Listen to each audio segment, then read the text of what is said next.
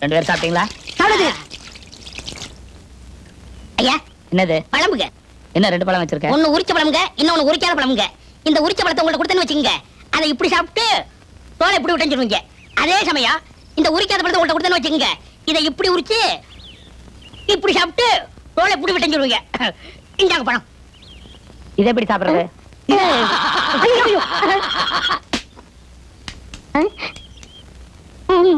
என்னது இது?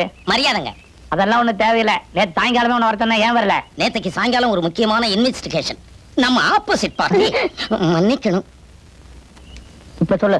அந்த ஆப்போசிட் பார்ட்டி, அதாவது அந்த ஆங்கில இசைக்குழு எண்ணி இன்னும் 15 நாளைக்கு இந்த ஊர்ல தங்குறாங்க. 15 நாள், 5 days.